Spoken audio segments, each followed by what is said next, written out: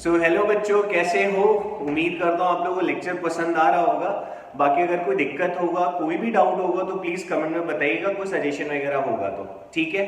बाकी करते हैं स्टार्ट। लास्ट क्लास में जो हम लोगों ने पढ़ा था वो हमारी जो डिस्कशन हुई थी, आई थिंक मैंने आप लोग को थोड़ा सा इंट्रोडक्शन दिया था कि ये मॉडर्न फिजिक्स कहाँ से आया, क्या क्या कहानी हुई, किस साइंटिस्ट ने क्या क्या बातों को बताया। उसके बाद फिर हमने फोटॉन्स की प्रॉपर्टी और रेडिएशन फोर्स के बारे में चर्चा ऑलरेडी कर चुके हैं। ठीक है, आज क्या पढ़ना है सर? ठीक है, आज हम लोग बेसिकली हमारा जो पूरा फोकस रहेगा वो रहेगा फोटो इलेक्ट्रिक इफेक्ट पे। ठीक है, हम लोग किसकी बात कर रहे हैं बच्चों? आज मैं ब्लैक से स्टार्ट करता हूँ। ठीक है, बेसिकली आज जो हम लोग का डिस्कशन का मेन टॉपिक है वो है फोटो इलेक्ट्रिक इफेक्ट। ठीक, तो इसको थोड़ा समझने की कोशिश करते हैं। ठीक है, और मैं फिर से कह रहा हूँ बच्चा, पूरी मॉडर्न फिजिक्स में ना आपका जो थ्योरेटिकल पोर्शन है ना वो स्ट्रांग होना चाहिए, आपको चीजें समझ में आनी चाहिए, है ना।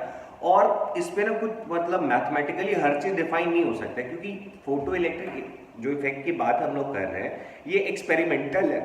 ठीक है, मतलब एक्सपेरिमेंट करके फिर कंक्लूजन लिखा गया है और फिर इस कंक्लूजन का एजम्पशन बनाया गया है। ठीक है, और हमारे पास कोई ऑप्शन नहीं है तो हमें मानना पड़ा है। ठीक, तो ये चीज दिमाग में रखना। कई बार आपको फील होगा कि नहीं सर ऐसा लग रहा है, ऐसा होना चाहिए, बट अगर मैं बोल रहा हूँ ऐसा है तो आपको ऐसा याद करना पड़ेगा। इसमें ज्यादा क्वेश्चंस नहीं बनते, क्वेश्चंस आसान होते हैं। ठीक, थोड़ा सा यूनिट्स वगैरह में दे देगा, आपसे कैलकुलेशन करवा लेगा, बट बहुत टफ क्वेश्चन नहीं बनते क्योंकि वो फॉर्मूले ही उतने सारे नहीं है, तो क्या ही टफ क्वेश्चन बनेंगे। बट थ्योरेटिकल पोर्शन अच्छा होना चाहिए। एक बार आपको थ्योरी अच्छे से समझ में आ रही है, हर चीज सारी स्टोरी अगर अच्छे समझ में आ रही है तो आपके लिए कोई इश्यू नहीं आएगा। ठीक है, अच्छा, फोटो इलेक्ट्रिक इफेक्ट क्या है सर? पहली बात जो हमें ध्यान में रखनी है बच्चा कि फोटो इलेक्ट्रिक इफेक्ट जो है ये चीज एक्सप्लेन करने के लिए हमें ये मानना पड़ा कि जो लाइट है ये कैसा नेचर शो करता है? Particle nature. ठीक है, पहला पॉइंट तो यही है कि फोटो इलेक्ट्रिक इफेक्ट को एक्सप्लेन करने के लिए हमें कैसे एक्सप्लेन कर सकते हैं? जब हम लाइट को कैसा मानेंगे? पार्टिकल नेचर मानेंगे तभी। ठीक है, पार्टिकल नेचर मानेंगे तभी हम फोटो इलेक्ट्रिक इफेक्ट को एक्सप्लेन कर सकते हैं। क्या सर हम इसको वेव नेचर से एक्सप्लेन कर सकते हैं? Can we explain it by a wave nature? तो आंसर है नहीं। मैं रीजन आपको समझाऊंगा, थोड़ा कहानी आगे बढ़ने तो मैं रीजन समझाऊंगा कि हम इसको वेव नेचर से क्यों नहीं एक्सप्लेन कर पाते हैं। ठीक है, तो फोटो इलेक्ट्रिक इफेक्ट को हम कभी भी वेव नेचर से एक्सप्लेन नहीं कर सकते हैं। नहीं कर सकते हैं मतलब नहीं कर सकते हैं। ठीक, अच्छा, क्या है सर फोटो इलेक्ट्रिक इफेक्ट? थोड़ा समझने की हम लोग कोशिश करते हैं। ठीक, उससे पहले मैं एक टर्म लिख रहा हूं बच्चा, ejection of electron. Ejection of electron आपको थोड़ा समझना है। इजेक्शन मतलब मैं क्या कहना चाह रहा हूं। मान लो क्या एक्चुअल में मैं अगर कोई मेटेलिक सरफेस, कोई कंडक्टर लेता हूं, ठीक है, तो कंडक्टर को अपन लोग डिफाइन ही कैसे करते थे कि उसके पास क्या प्रेजेंट रहता है? तो आप बोलोगे सर उनके पास फ्री इलेक्ट्रॉन्स होता है। ठीक है, अच्छा थोड़ी डिस्टर्बेंस आ गई शायद। ओके, तो उनके सॉरी उनके पास क्या होता है? तो सर फ्री इलेक्ट्रॉन्स रहते हैं, सरफेस पे रहते हैं। मैंने कहा चलो ठीक है, आपको इतना नॉलेज पता है मेटेरियल के बारे में, दैट्स गुड। तो अब एक बात मुझे समझाओ, क्या होता है कि मैं अगर कोई भी मेटेलिक सरफेस ले रहा हूं, ठीक है, कोई भी मैंने मान लो मेटेलिक सरफेस लिया, ठीक है, तो ऑब्वियस सी बात है बच्चा कि इस मेटेलिक सरफेस में कौन प्रेजेंट होगा? तो आंसर है सर इसमें इलेक्ट्रॉन्स प्रेजेंट होंगे। मैंने कहा चलो बढ़िया बात है, इलेक्ट्रॉन्स तो प्रेजेंट रहते हैं। तो फिर मैंने कहा कि अब इस इलेक्ट्रॉन को मैं चाहता हूं कि मेटेलिक सरफेस से निकल के बाहर चला जाए। फिर ऐसे कैसे चला जाएगा? ठीक है, तो उसके लिए हमें कुछ करना पड़ेगा। तो कई सारी चीजें जो हम कर सकते हैं, जैसे मान लो मैंने इसको हीट दे दिया, ठीक है, आपने क्लास 11th में केमिस्ट्री में पढ़ा होगा, एनर्जी दे दिया। हीट दे दिया मतलब मैं बात करूं अगर मैं एनर्जी प्रोवाइड करता हूं तो जब मैं एनर्जी एक्सटर्नली एनर्जी अगर दूंगा तो उन इलेक्ट्रॉन्स को क्या मिलेगा? एनर्जी।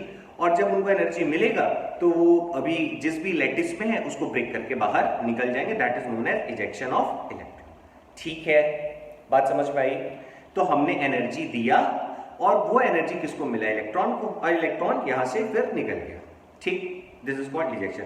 तुम घर में आराम से बैठे हुए थे, मैंने तुम्हें लाके बहुत सारा पैसा दे दिया, तुम ऐश करने के लिए बाहर निकल गए। ठीक क्लियर है, कोई बड़ी बात नहीं है। चलो, तो सर ये बात भी हमें समझ में आई। तो हम फोटो इलेक्ट्रिक इफेक्ट में क्या करते हैं कि इलेक्ट्रॉन को मेटेलिक सरफेस से बाहर तो निकालना है, बट यहां पे हम हीट का यूज नहीं कर रहे हैं। ठीक है, मैंने कहा इंजेक्शन के लिए वी कैन यूज हीट या फिर हम स्ट्रॉन्ग इलेक्ट्रिक फील्ड अप्लाई करके निकाल सकते हैं, तो प्रोसेस है हमारे पास। बट हमें क्या पढ़ना है कि हम लोग कैसे लाइट का यूज करके किसी मेटेलिक सरफेस में से इलेक्ट्रॉन को बाहर निकालना चाहते हैं। ठीक है, अब यहां पे आप जरा समझो कि अगर मैं इलेक्ट्रॉन को बाहर निकालना चाहता हूं, ठीक है, तो इलेक्ट्रॉन जिस भी मेटेलिक सरफेस पे बच्चा प्रेजेंट है, ठीक है, तो वहां पे ऑलरेडी अभी क्या हो रखा होगा, बॉन्ड फॉर्मेशन होगा, कुछ ना कुछ अट्रैक्शन होगा, कोई बॉन्ड होगा जो इस इलेक्ट्रॉन को उस मेटेलिक सरफेस पे होल्ड करके रखा हुआ होगा, है ना। अगर नहीं होल्ड करके रखा हो रहा तो सब इधर उधर बिखरे पड़े होते, मेटल में से निकल के कहीं भी जा रहा होता, है ना। तो वहां पे भाई अट्रैक्शन तो है, बॉन्ड तो है, कोई तो चीज है जो उनको वहां पे पकड़ के रखी हुई है, और वो वहां से तभी निकलेगा जब उनको हम बाहर से कुछ एनर्जी दें।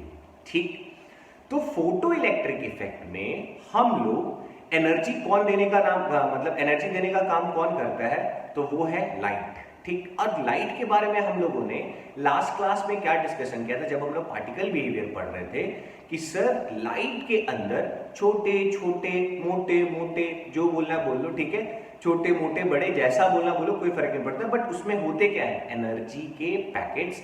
उन्हीं एनर्जी के पैकेट्स को we call it photons. Clear है, पक्का। तो मैंने क्या कहा कि मान लो बच्चा यहां से मेरे पास यहां पे आके लाइट ऐसे करके मेटेलिक सरफेस पे स्ट्राइक कर रही है। मैंने कहा कि अगर स्ट्राइक कर रही है बच्चों, तो इसके अंदर में कौन है, एनर्जी के पैकेट्स। ठीक, पहले थोड़ा सा समझते हैं, फिर अपना धीरे धीरे अपनी कहानी आगे चलेगी। ठीक, इन एनर्जी के पैकेट्स को मैंने क्या कह रखा है, फोटॉन। क्या कहा है, दैट इज फोटोन। अब ये एनर्जी के जो पैकेट्स है बच्चा यहां पे आके टकराएंगे। ठीक, जब टकराएंगे तो इन्होंने जो अपनी एनर्जी थी वो एनर्जी उन्होंने किसको दे दी, इलेक्ट्रॉन्स को, और ये इलेक्ट्रॉन्स के पास एनर्जी आ गई। मतलब तुम घर में बैठे हुए थे, मैंने मस्त कैश दे दिया डैडी ने लाके, जाओ बेटा जा ऐश करके आ। ठीक है, अब तुम निकल पड़े हो मस्त ऐश करने के लिए, ज्यादा पैसा आ गया है ना। अब सोचो, तो जैसे ही इनको एनर्जी मिली तो ये इलेक्ट्रॉन्स यहां से इजेक्ट हो जाते हैं। ठीक, यहां से ये इलेक्ट्रॉन क्या हो जाते हैं, इजेक्ट हो जाते हैं। इसी फिनोमेनन को हम लोग बोलते हैं फोटो इलेक्ट्रिक इफेक्ट। क्लियर है। तो मैंने क्या कहा कि सर कोई लाइट आएगा, किसी मेटेलिक सरफेस पे पड़ेगा, तो उस मेटेलिक सरफेस पे क्या प्रेजेंट है, इलेक्ट्रॉन्स हैं, और जो लाइट आ रहा है उसके अंदर क्या है, एनर्जी के पैकेट्स हैं। वो पैकेट्स जब जाके टकराएंगे किस पे, मेटेलिक सरफेस पे, तो उन्होंने अपनी एनर्जी किसको दे दी बच्चा, इलेक्ट्रॉन को दे दी। अब वो इलेक्ट्रॉन के पास जब एनर्जी आया तो वो बाहर निकलता है। ठीक, इस पूरे फिनोमेनन को हम लोग बोलते हैं photo electric effect. That's all. ठीक है, अभी है कहानी, बहुत सारी चीजें चलेंगी, बट फिलहाल आपको इतना समझ में आना चाहिए कि हम लोग फोटो इलेक्ट्रिक इफेक्ट किसे कहते हैं। ठीक है, अच्छा, तो हमें सर थोड़ा सा आइडिया हो गया कि फोटो इलेक्ट्रिक इफेक्ट किसको बोलते हैं। अब हम लोग यहाँ पे बच्चा कुछ टर्म्स पढ़ेंगे जो कि बड़े इंपॉर्टेंट हैं। ठीक है, क्या क्या पढ़ने वाले हैं उसके बारे में जरा देखते हैं। सबसे पहली चीज जो मैं डिस्कस करने वाला हूं दैट इज वर्क फंक्शन। ठीक, एक मैं चीज आपको पढ़ाने वाला हूं, थ्रेशोल्ड फ्रीक्वेंसी।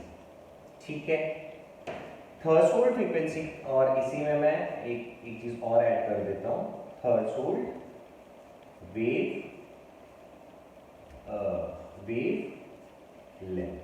ठीक है, work function, threshold frequency, threshold frequency and threshold wave. क्या है सर ये, चलो जरा समझते हैं। मैंने जैसे आपसे कहा कि तू घर पे बैठा हुआ था, ठीक है, तू घर पे बैठा हुआ था, तुझे मैंने सोचा कि क्यों ना तुझे बाहर भेजूं घूमने के लिए, या तो घूमने कब जाएगा।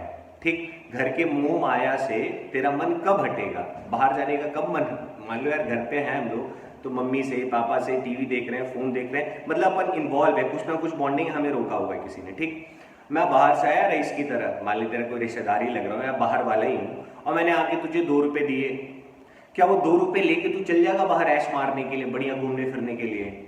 2 रुपए लेगा, बोलेगा ये रखो, इसमें मेरा क्या चलेगा। फिर मैंने तुझे 10 रुपए दिए, फिर मैंने तुझे 50 रुपए दिए, फिर मैंने तुझे 100 रुपए दिए। अभी तो बैठा है आजकल 100 रुपए में क्या होता है, बाहर जाएंगे 1 प्लेट चाउमीन आएगा, वही नूडल्स आ जाए, वही बड़ी बात है ना। अब मान ले मैंने फिर वो पैसा जो है वो बढ़ाना शुरू किया, बात समझता है, मैंने क्या किया, पैसा बढ़ाना शुरू किया। तो एक स्टेज ऐसा आएगा ना, मान ली तुझे लगता है कि हाँ यार 10,000 रुपए दे दो तो कुछ बात बने, मत जाए घूमे फिरे, मूवी वूवी देखे, शॉपिंग वॉपिंग करे, कुछ तो बात बनेगी, है कि नहीं? तो क्या कर रहा हूं मैं, तुझे घूस दे रहा हूं या फिर मैं तुझे पैसे दे रहा हूं, है ना, जा ऐश कर ऐश कर। तो मैंने 1 रुपए से देना शुरू किया, तो क्या 1 रुपए में ही तू घर से बाहर जाएगा? नहीं है ना, तुझे एक सफिशिएंट अमाउंट ऑफ पैसा चाहिए ना भाई ऐश करने के लिए। अब ऐश करने बोल तो दिया ऐश करने, अब 50 रुपए जेब में पकड़ा दिए, कहां से ऐश हो पाएगा? सही है कि नहीं? तो क्या कहना चाहता हूं मैं, समझो मैं से एग्जांपल से, मैंने कहा बच्चा अच्छा, और यहाँ पे एक और चीज मैं डिस्कस करूंगा, बट मैं आपको थोड़ा सा यहाँ पे पहले चाहता हूँ कि आप समझो चीजों को, एकदम स्टोरी प्यार से सुनो, मोहब्बत से सुनो, कुछ भी नहीं, ठीक है, आराम से बस देखते चलो, बहुत मजा आएगा, बहुत इंटरेस्टिंग है, बहुत आसान भी। मैंने कहा कि मान लो मेरे पास कोई एक मेटेलिक सरफेस था, ठीक, अच्छा, मैंने कहा कि ये इलेक्ट्रॉन जो है अपने चारों तरफ मोह माया से लिपटा हुआ है, विलीन है, ठीक, मोह माया है जो उसको रोक के रखी हुई है। जैसे तेरे घर में हो सकता है कोई टीवी आने, मतलब कोई सीरीज आने वाला है, वेब सीरीज को तो घर पे देख रहे, तेरा मोह माया भी जुड़ा हुआ है, यार आज इसको खत्म ही करना है ना। मान लो पड़ोस में कोई रहता है, तो ये है कि चलो यार देखना है, ये टाइम पे भी बाहर हम नहीं निकलेंगे, ठीक है, चलो वापस आ जाओ, मतलब मोह माया से घिरा हुआ है, ठीक है। और यहाँ पे अगर हम बात करें तो आपस में अट्रैक्शन, एक बॉन्ड है जिसकी वजह से ये अटका हुआ।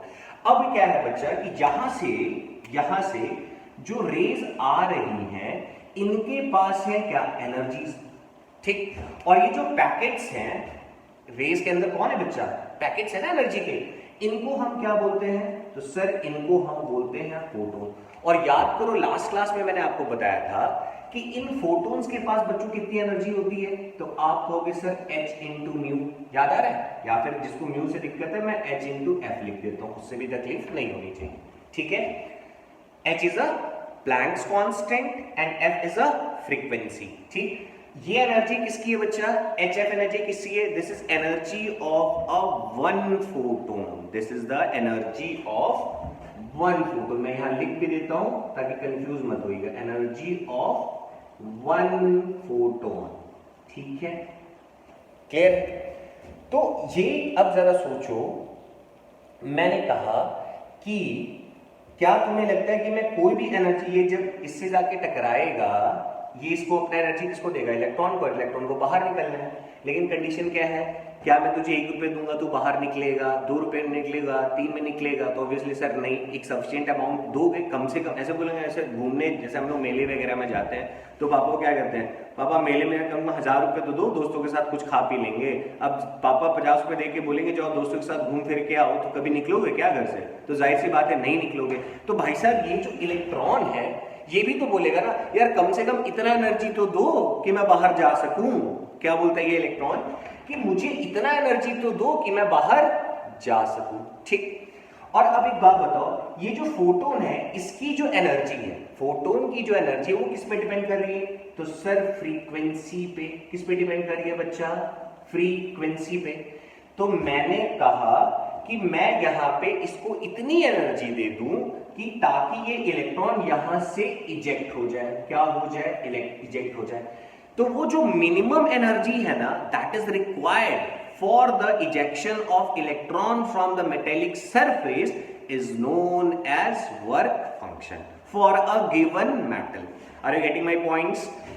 The minimum amount of energy which is required to eject a electron from the given metallic surface is known as work function. बात आ गई बच्चे समझ में, फील आया ना वो वाला कि कम से कम इतना पैसा तो दीजिए क्योंकि बाहर हम जा सके। 50 रुपए में मेला घूमने कौन जाता है, ठीक है।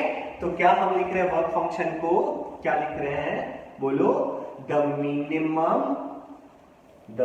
Minimum energy which is required required to eject electron from a metallic surface. ठीक है, the minimum energy which is required to eject the electron from a metallic surface for a given matter, for a given matter. अब मैंने जैसे कहा बच्चा कि ये जो वर्क फंक्शन है, अब आपको बात समझ में कि वर्क फंक्शन क्या है, कि वो मिनिमम एनर्जी जो हमें चाहिए इलेक्ट्रॉन को वहां से बाहर निकालने के लिए, इसी चीज को हम लोग क्या बोलते हैं, वर्क फंक्शन. और ये जो वर्क फंक्शन है ये किस पे डिपेंड कर रहा है बच्चों, ये जो वर्क फंक्शन है ये किस पे डिपेंड करेगा, ये डिपेंड करेगा, it depends upon nature of material. ठीक है, या फिर मेटल, नेचर ऑफ मेटल, कि वो कैसा है, किस चीज से वो मेटल बना हुआ है. जाहिर सी बात है ना, हर, अब मान लो यार हर लड़कों की अलग अलग डिमांड होती है. ठीक है, मैं जैसे मान लो बड़ा रईस हूं तो मैं क्या बोलूंगा, पापा कम से कम 2-3 लाख रुपए दो तो बाहर जाए. ठीक है, तुम मान लो गरीब हो, अच्छा मान लो देखने वाले अमीर हो तुम लोग, तो हो सकता है तुम्हें चाहिए 10,000 रुपए. अब एक गरीब का बच्चा शायद वो 50 रुपए में खुश हो जाए. तो हर एक मेटल के लिए वर्क फंक्शन अलग अलग होगा. ठीक है, ये डिपेंड करता है कि वो मेटल किससे बना हुआ है. आई थिंक आपको यहां से अच्छी तरह क्लियर हो गया होगा कि वर्क फंक्शन हम लोग किसको बोलते हैं. ठीक है, अच्छा जरा मैथमेटिकली आ जाइए. ठीक, चलिए देखिए, तो सर वर्क फंक्शन हमें समझ में आ गया कि वर्क फंक्शन हम लोग बोल किसको रहे हैं. ठीक, इसको बच्चा रिप्रेजेंट जो है मैथमेटिकली या सिंबल जो इसका होता है वो होता है फाई. ठीक है, वर्क फंक्शन को हम लोग किससे रिप्रेजेंट करते हैं, तो आंसर है फाई से रिप्रेजेंट करते हैं. ठीक है, अच्छा सर और क्या है बताइए. अब सुनो, कितना होता होगा इसकी वैल्यू अगर मैं कैलकुलेट करना चाहूं तो अब ध्यान से यहां पे समझना. ठीक है, मैंने कहा कि यहां पे जो मेटेलिक सरफेस पे जो इलेक्ट्रॉन प्रेजेंट है, ठीक, इनको तो बाहर निकालने के लिए हमें एक मिनिमम अमाउंट ऑफ एनर्जी चाहिए. और वो एनर्जी कौन दे रहा है, तो सर फोटोन दे रहा है. और फोटोन के पास कितनी एनर्जी होती है, तो आप बोलोगे सर h इंटू म्यू. बात समझ में आई. क्या कहा मैंने कि अगर हम इस इलेक्ट्रॉन को यहां से इजेक्ट कराना चाहते हैं तो इसको चाहिए एनर्जी. और इसको एनर्जी लाके कौन दे रहा है, तो सर ये फोटोन दे रहा है. ठीक है, जितना फोटोन की एनर्जी होगी जो हमने दिया ही है, वही एनर्जी किसको मिल रहा है, इलेक्ट्रॉन को. ठीक है, तो हमने कहा देखो इधर ये जो वर्क फंक्शन W में लिख दूं या फाई लिख दूं, अब बुक अलग अलग मेंशन करता है, उससे कोई दिक्कत नहीं है, जनरली आपको फाई मिलेगा. ठीक, तो ये जो वर्क फंक्शन है वो ये किसके बराबर आ रहा है, मैंने कहा ये जो एनर्जी हम लोग दे रहे हैं, ये कौन सी एनर्जी है बच्चा, ध्यान देना, मिनिमम एनर्जी. कौन सी एनर्जी है, मिनिमम एनर्जी. ठीक है, किस चीज के लिए दे रहे हैं हम लोग, इस इलेक्ट्रॉन को बाहर निकालने के लिए. ठीक है, E, और ये E बराबर बच्चा कितना होता है, h इंटू म्यू. या फिर कई बार इसको हम लोग, कई बार क्या मतलब, कई बुक्स में इसको HF करके भी लिखते हैं, उससे कंफ्यूज होने, फ्रीक्वेंसी की बात कर रहे हैं. ठीक, फ्रीक्वेंसी. और ये जो एनर्जी है बच्चा किस पे डिपेंड करता है, एनर्जी ऑफ फोटोन. ये कौन है बच्चा, एनर्जी किसकी है, सर फोटोन की है. फोटोन ही एक्चुअली में होता है क्या ना, फोटोन ही जो आता है जाता है, समझ रहे हो, फोटोन जो होता है वो जाता है इलेक्ट्रॉन को, उसमें जाके उसको अपना पूरा एनर्जी दे देता है, उसमें समा जाता है, ऐसे समझ के चलो. ठीक है, अच्छा तो अब यहां पे देखो जरा, मैंने क्या कहा, जो मिनिमम एनर्जी था वही क्या था, वर्क फंक्शन. ठीक, अब सुनो यहाँ पे एक टर्म आता है, और ये जो फोटोन की एनर्जी किस पे डिपेंड कर रही है, तो सिर्फ फ्रीक्वेंसी पे डिपेंड कर रही है. तो मैंने कहा कि मिनिमम एनर्जी, तो मिनिमम एनर्जी मतलब ये जो फ्रीक्वेंसी होगी वो क्या होगा, मिनिमम फ्रीक्वेंसी. यार एनर्जी ऑफ फोटोन किस पे डिपेंड कर रहा है, h इंटू म्यू. और म्यू क्या है आपका, फ्रीक्वेंसी. एनर्जी में एस तो कांस्टेंट है बच्चे, यानी एनर्जी बराबर एक तरीके से फ्रीक्वेंसी, एस तो अपना कांस्टेंट ही है. तो मैंने कहा एनर्जी मिनिमम तो फ्रीक्वेंसी भी मिनिमम.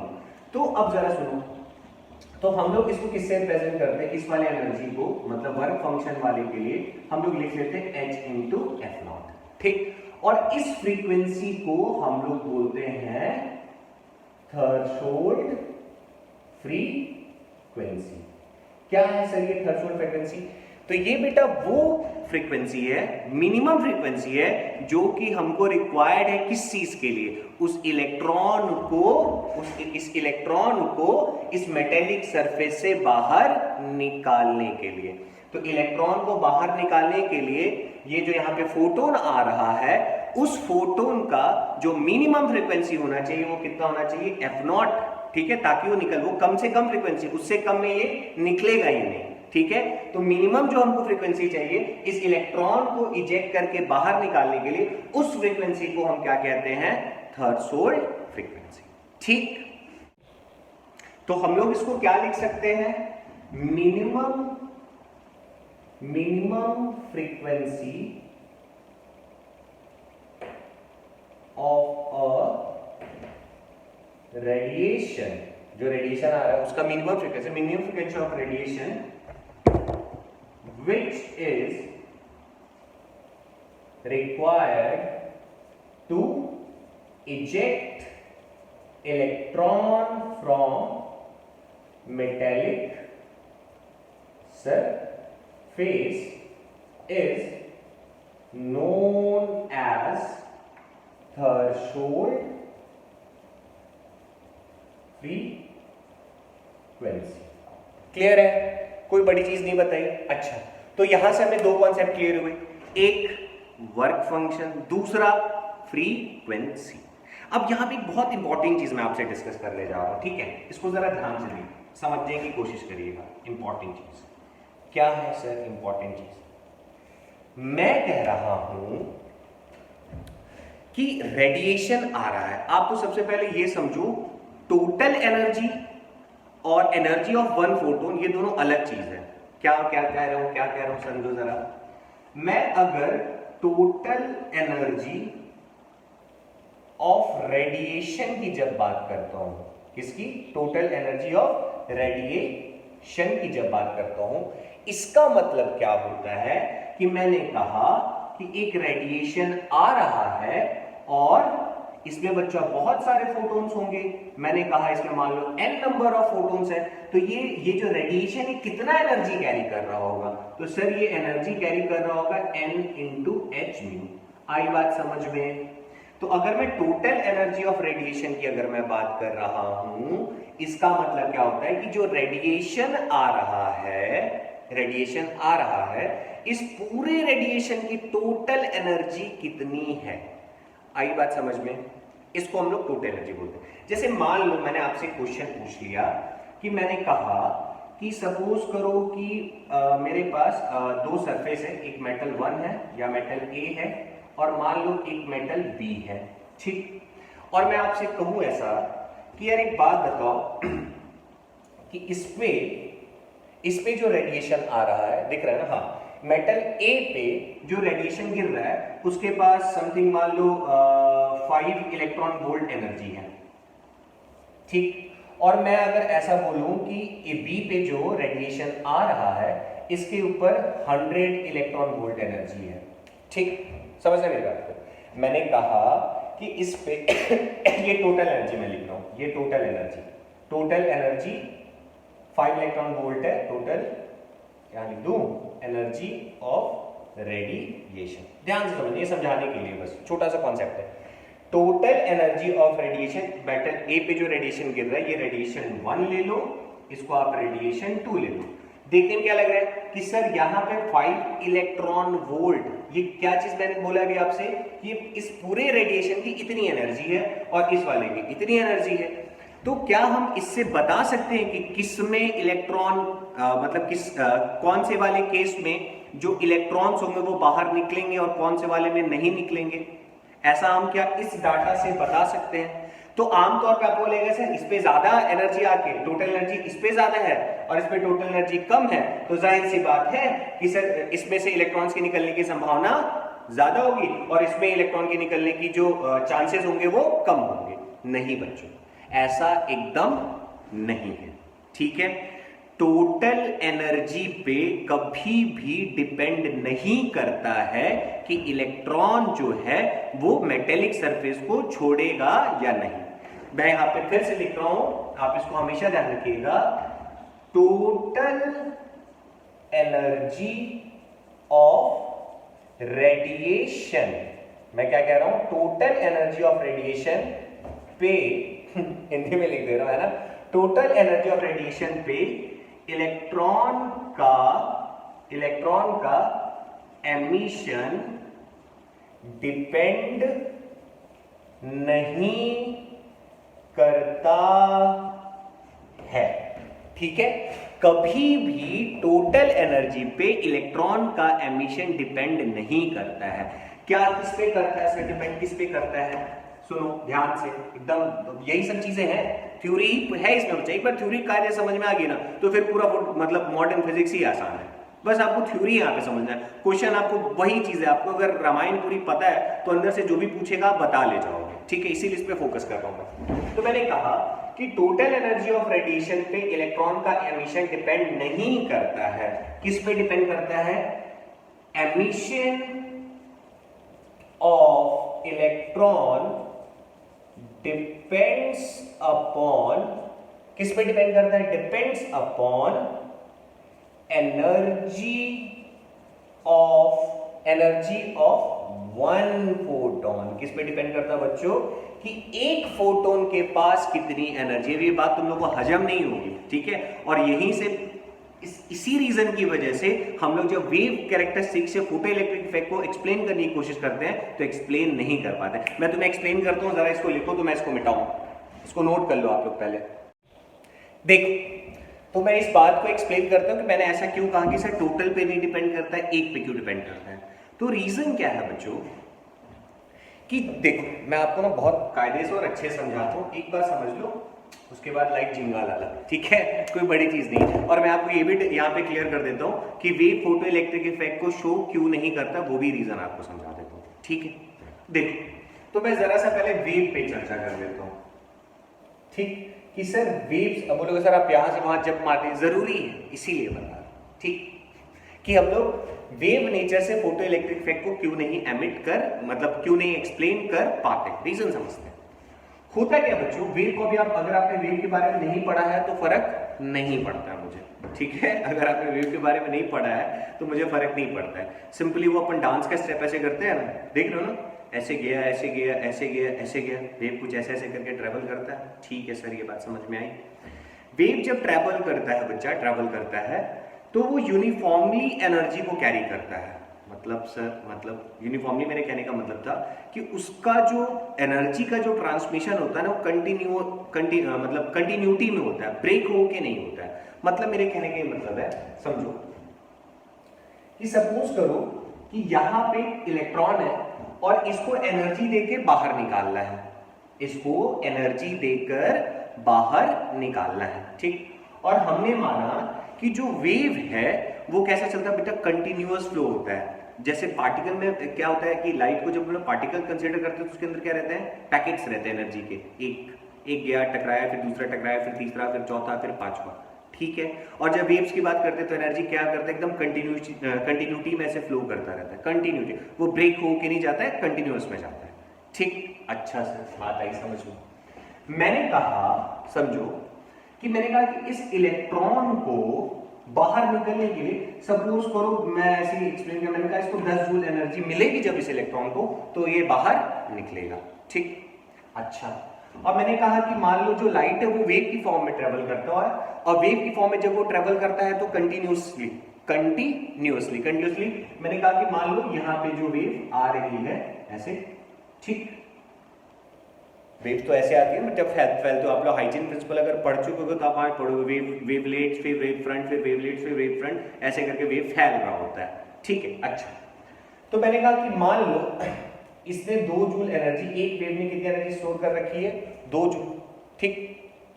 जब वेव ऐसे करके आ रहा है तो मान लो 2 जूल एनर्जी इसने कैरी कर रखी है, ठीक। आप लोग वेव के बारे में पढ़ोगे, पहले वेवलेट्स बनते हैं, वेवलेट के बाद वेव फ्रंट, फिर वेव फ्रंट से फिर वेवलेट, फिर मतलब ऐसे जो भी वेव प्रोपोगेट होता है तो जब भी कोई डिस्टर्बेंस होता है तो इस तरीके से वेवलेट्स बनते हैं, और इनको टेंजेंशियली जब अपन ऐसे कनेक्ट कर रखते हैं ना, ऐसे वेवलेट्स के ऊपर ऐसे करके, तो ये वेव फ्रंट बनता है। फिर इसके हर एक पॉइंट से एक नया वेवलेट जनरेट होता है, और फिर वेवलेट से वेव फ्रंट, और यही चीज ऐसे ऐसे प्रोपोगेट करके आगे बढ़ते जाती है, ठीक। अच्छा सर, ये बात भी समझ में आई। अब समझने की कोशिश करो कि मैंने कहा कि मान लो वेव्स कंटिन्यूअसली आ रही है, ठीक, तो वो हर सेकेंड में 2 जूल एनर्जी, समझना मेरी बात को ध्यान से, हर 1 सेकेंड में मान लो ये मेटेलिक सरफेस पे जब जब टकरा रही है तो हर बार टकराने से कितनी एनर्जी सप्लाई करती है, 2 जूल। तो जब दूसरी आगे टकराएगी तो फिर 2 जूल, या फिर ऐसा समझ लो कि मैंने कहा कि 1 सेकेंड में वेव कितनी एनर्जी ट्रांसफर करता है, 2 जूल। तो वो तो कंटिन्यूअसली फ्लो कर रहा है ना, तो 1 सेकेंड में 2 जूल दिए, फिर नेक्स्ट 1 सेकेंड में 4, फिर 6, फिर 8, फिर 10, तो 10 जूल इसको एनर्जी मिल गया। तो इस इलेक्ट्रॉन को ऐसे करके बाहर निकल जाना चाहिए। और इस प्रोसेस में टाइम लगेगा। देखो यहाँ मैं 2 चीजों पे फोकस कर रहा हूँ, एक तो मैंने कहा टाइम और दूसरा मैंने कहा, पहले तो मैंने कहा टाइम और दूसरा जो मैं पॉइंट फोकस कर रहा हूं वो ये फोकस कर रहा हूं कि यहाँ पे कैसा फ्लो है, कंटिन्यूअस फ्लो है, कंटिन्यूअस। तो एक टाइम ऐसा जरूर हो जाएगा, एक टाइम ऐसा जरूर आ जाएगा कि यहाँ पे जितने भी इलेक्ट्रॉन्स हैं सबको, मान लो किसी को 10 जूल चाहिए, किसी को 12 चाहिए, किसी मान लो सबको अलग अलग चाहिए। एवरेज मैंने कहा कि 10 जूल अगर किसी को मिल जाएगा तो वो इलेक्ट्रॉन बाहर आ सकता है। तो मैंने कहा कि 1 सेकेंड में वेव 2 जूल एनर्जी देती है, तो इसको 10 मिला, ये बाहर हो गया। और ये किसी एक पॉइंट पे नहीं पड़ता, वेव ऐसे करके किसी एक पॉइंट पे जाके नहीं पड़ता है। ये कैसे फ्लो करता है, पूरा एकदम बड़ा सा एरिया कवर करते हुए चलता है। तो ये मेटल पे किसी एक पॉइंट पे जाके या किसी 2 पॉइंट पे जाके नहीं टकराएगा, ये पूरे मेटल पे जाके ऐसे टकराएगा। आ रही बात समझ में? जैसे पानी की बूंद अपन लोग, मतलब पानी के ऊपर कोई चीज को ऐसे गिराते हो, देखते हो वेव ऐसे करके फैलते हुए पूरा जाता है, ऐसे पूरा फैल रहा होता है। तो क्या वो किसी एक पॉइंट पे जाकर टकराता है क्या? अगर बड़ा सा, अगर मान लो नाव भी रखा हुआ या बड़ी सी शिप भी रखा हुआ और उसके सामने मैंने एक बड़ा सा पत्थर या फिर बड़ी सी कोई चीज डुबो दी और वहां से एक वेव निकलेगा, तो वो वेव जाके पूरी शिप से टकरा जाता है ना? देखो ऐसा होता है ना यार, लॉजिकल, इसमें कौन सा बहुत बड़ी बात है। तो मैंने कहा कि जब वो उससे ऐसे करके टकरा रहा है, पूरे सरफेस पे, लार्ज सरफेस एरिया कवर कर रहा है, तो हर सरफेस एरिया पे ये हर सेकंड में 2-2 जूल एनर्जी दे रहा होगा। तो अब मान लो किसी को 10 जूल एनर्जी चाहिए बाहर निकलने के लिए, तो ये कंटिन्यूअस फ्लो है, तो क्या होगा, लगातार एक, मतलब पहला तो टाइम लगेगा इसको निकलने में, दूसरा कि कुछ टाइम के बाद सारे के सारे इलेक्ट्रॉन निकलना शुरू हो जाएंगे। वेव थ्योरी के हिसाब से तो ये होना चाहिए था ना कि पहला कि इलेक्ट्रॉन अचानक से नहीं निकलता, दूसरा कि सर एक टाइम ऐसा जरूर आएगा कि सारे इलेक्ट्रॉन्स को उतनी एनर्जी मिल चुकी होगी और सारे के सारे ऐसे निकल जाएंगे। बात समझ में आया? तो ये चीज कौन कह रहा था? वेव थ्योरी, कि अगर हम पार्टिकल को वेव थ्योरी मानेंगे तो फोटो इलेक्ट्रिक इफेक्ट में मुझे ये चीज दिखना चाहिए था। तो चलो ठीक है, हमने थ्योरी मान ली और अब हम गए एक्सपेरिमेंट करने के लिए। लेकिन जब अपन लोग ने एक्सपेरिमेंट किया तो हमें इनमें से कोई भी रिजल्ट नहीं मिला। ठीक, ना तो इलेक्ट्रॉन को निकलने में कोई टाइम लगा और ना ही मैं ऐसे हिंदी में लिख देता हूं कि सारे इलेक्ट्रॉन बाहर नहीं निकले। ठीक है, नहीं निकले। तो ये वाला भी जो पॉइंट था वो भी गलत हो गया। समझ में आया क्यों और कैसे गलत हुआ? कैसे गलत हुआ? हम इसको एक्सपेरिमेंटली डज नॉट प्रूव। ठीक, कि एक्सपेरिमेंटली हम इसको प्रूव नहीं कर पाए। ठीक है, यहां तक कॉन्सेप्ट क्लियर है? पक्का? अच्छा सर, तो हमने जब लैब में एक्सपेरिमेंट किया, सुनो, अब लैब में जब हमने एक्सपेरिमेंट किया तो हमने क्या पाया वो देखते, रिजल्ट। हमने क्या पाया रिजल्ट कि जब हम लोग इलेक्ट्रॉन, ये जो मेटेलिक सरफेस पे इलेक्ट्रॉन प्रेजेंट हैं, इन पे जब हम लोगों ने आतिशबाजी की, ठीक है, मतलब यहाँ पे लाइट आके पड़ा और इसके अंदर एनर्जी के पैकेट से, और हम लोगों ने इस बात का इंश्योर रखा, कौन सी बात को इंश्योर रखा कि जो फोटोन्स, मतलब जो जितना मिनिमम मैंने बताया था ना कि फोटोन की फ्रीक्वेंसी मिनिमम कितनी चाहिए, इतनी चाहिए होती है कि इस इलेक्ट्रॉन को वो बाहर निकाल दे, तो उसको हम लोग क्या बोल रहे थे, उस फ्रीक्वेंसी को थर्सोल्ड फ्रीक्वेंसी। तो हमने इस बात का ध्यान रखा कि जो यहाँ पे रेडिएशन गिर रहे हैं, उनके जो रेडिएशन गिर रहे हैं उनके फोटोन का जो फ्रीक्वेंसी हो है वो थर्सोल्ड फ्रीक्वेंसी से ज्यादा है। ठीक है, थर्सोल्ड फ्रीक्वेंसी से हमने क्या रखा, ज्यादा रखा, ताकि ये इलेक्ट्रॉन को इतनी एनर्जी मिल जाए कि ये बाहर निकल जाए। ठीक, तो यहां पे क्या हुआ कि जब हमने एक्सपेरिमेंट करके देखा तो हमने देखा कि हुआ कुछ ऐसा कि जब हम उससे ज्यादा, मतलब थर्सोल्ड फ्रीक्वेंसी से ज्यादा वाला फ्रीक्वेंसी का फोटोन जब स्ट्राइक कर रहा था मेटेलिक सरफेस पे तो इलेक्ट्रॉन फट फट निकल जा रहा था। फट मतलब समझ रहे हो, इंस्टेंटेनियसली इलेक्ट्रॉन्स एमिट,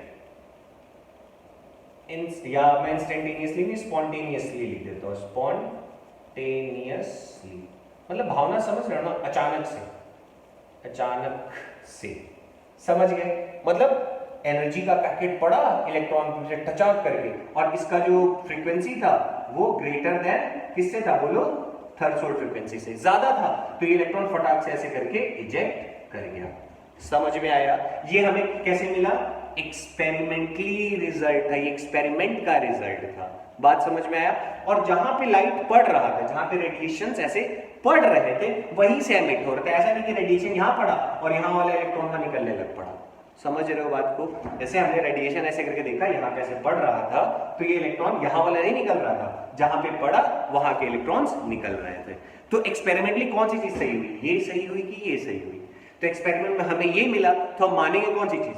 इसी को तो मानेंगे, ठीक। और जब निकलना था ना, मतलब जब इलेक्ट्रॉन को मेटेलिक सरफेस को छोड़ना था तो ऐसा नहीं होगा कि हम ऐसे करके रेडिएशन को गिराए तो थोड़ी देर बाद वो निकला। नहीं नहीं नहीं नहीं, ऐसा कुछ नहीं हुआ। वो निकला कैसे? हमने अगर थ्रेशोल्ड फ्रीक्वेंसी से ज्यादा फ्रीक्वेंसी वाले फोटोन को अगर ला के जब यहाँ पे बम्बार्डमेंट करवाया, बम्बार्डमेंट नहीं वर्ड यूज कर रहा हूं, मतलब जब यहाँ पे आके स्ट्राइक किया उसने तो इलेक्ट्रॉन फटाक से निकल गया, इलेक्ट्रॉन फटाक से निकल गया। समझ में आई बात? ठीक। तो ये चीज हमें कहां मिली? एक्सपेरिमेंट में मिली। तो हम लोग किसको मानेंगे? इसको मानेंगे या इसको मानेंगे? तो आंसर है सर आप इसको मानिए, क्योंकि लैब में हमने एक्सपेरिमेंट करके निकाला ना यार, इसी को तो मानना पड़ेगा। आई बात समझ में? पक्का? तो अब हमने यहां पे किस चीज की बात की, ध्यान दो। यहां पे मैंने बच्चों किसकी बात की है? एनर्जी ऑफ वन फोटोन, एक फोटोन की। क्या कहना चाहता हूं मैं इतनी देर से? वेव थोड़ा समझ में आया? ये भी समझ में आ गया? तो अब ये भी जरा समझ ही लो। मैंने कहा कि ये एक इलेक्ट्रॉन है, इसको मान लो चाहिए 2 जूल एनर्जी चाहिए या 2 इलेक्ट्रॉन वोल्ट एनर्जी चाहिए, मान लो इस मेटेलिक सरफेस को छोड़ के निकलने के लिए, मतलब इजेक्ट होने के लिए, इजेक्ट होने के लिए। तो कंडीशन क्या है कि सर ये जो आप फोटोन ला रहे हो ना, फोटोन लेकर आ रहे हो, मैं इसको यहां लिखता हूं ज्यादा अच्छा रहेगा, इसको जरा तुम लोग नोट कर लो, मैं इसको जरा फटाक से मिटा देता हूं। अच्छा आप लोग तो नोट कर ही सकते हो ना पीछे जाके। समझो क्या क्या क्या कहानी है, एकदम ध्यान से समझो। मैंने कहा कि यहाँ पे जो इलेक्ट्रॉन बच्चा प्रेजेंट था, ये प्रेजेंट इलेक्ट्रॉन को मान लो 2 जूल एनर्जी चाहिए बाहर निकलने के लिए, 2 जूल एनर्जी चाहिए बाहर निकलने के लिए, और यहां से जो फोटोन आ रहा है, अब ध्यान समझना, मैंने कहा कि अगर ये जो फोटोन है अगर इसके पास 3 जूल एनर्जी हो या कम से कम मतलब यहाँ पे इसके पास जो एनर्जी होना चाहिए वो ग्रेटर देन 2 जूल होना ही चाहिए। इस फोटोन के पास, एक फोटोन के पास, मैं पूरी की पूरी बात नहीं कर रहा हूं, मैंने कहा एक फोटोन के पास अगर 2 जूल एनर्जी होगी तभी ये इस गला सूखने लगा यार, एक सेकेंड।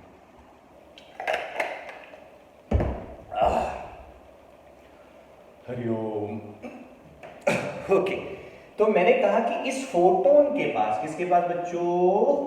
फोटोन के पास, इस फोटोन के पास कम से कम इस 2 जूल से ज्यादा एनर्जी होगा, तभी ये इस इलेक्ट्रॉन को अपनी एनर्जी देगा और ये इलेक्ट्रॉन फटाक से बाहर निकल जाएगा।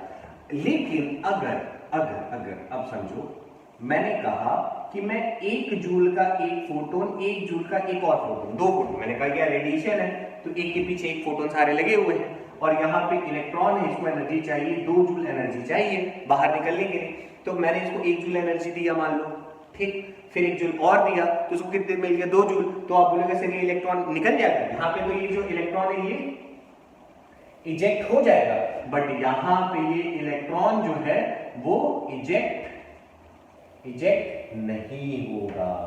क्यों? क्योंकि आप बोलोगे सर यहाँ पे आपकी टोटल एनर्जी का जो सप्लाई है, यहाँ पे अगर मैं ई टोटल बोलूं, क्या बोलूं मैं? ई टोटल एनर्जी, या फिर मैं ऐसे बोल दूं, मैंने कहा 1 2 3 4 5 6 है, तो यहाँ पे टोटल एनर्जी निकालोगे बच्चा तो आपके पास कितना आ जाएगा? 6 जूल आ जाएगा। या मान लो मैंने 10 ले लिया या 15 ले लिया, 20 ले लिया, मान लो 100 ले लेता हूं मैं, तो मैंने कहा यहाँ पे मैंने टोटल एनर्जी कितना सप्लाई किया? 100। यार एक फोटोन के पास 1 जूल एनर्जी था तो 100 के पास कितना हो जाएगा? 100 जूल एनर्जी। समझ में आया?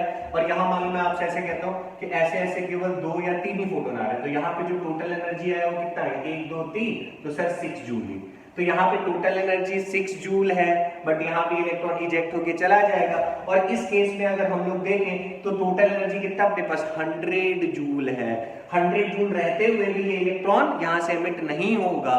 क्यों नहीं एमिट होगा, हमने एक्सपेरिमेंट करके देखा ये चीज, ठीक है। और क्यों नहीं एमिट हो रहा है, क्योंकि एक फोटोन जो है अपना एनर्जी को एक इलेक्ट्रॉन को देता है। तो क्या सर वो इलेक्ट्रॉन एनर्जी तो रखा होता है, 1 जूल तो उसको मिल गई है, तो दूसरे वाले का मिलेगा तो 2 जूल हो जाएगा ना।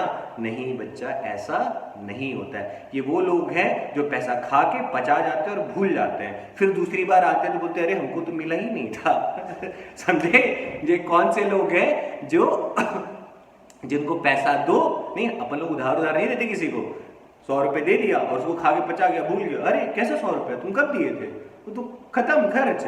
ये अपना हो सकता है ये इलेक्ट्रॉन अपना लेके इसको कुछ हीट उट मिला होगा, बगल वाले को ट्रांसफर, मतलब अपने आप में एक पैकेट का एनर्जी को यूटिलाइज कर लेता है, फिर मुंह खोल के खड़ा हो जाता है, दूसरा हो, फिर उसको भी खा के खत्म कर दिया, तीसरा हो, फिर भी खा के खत्म।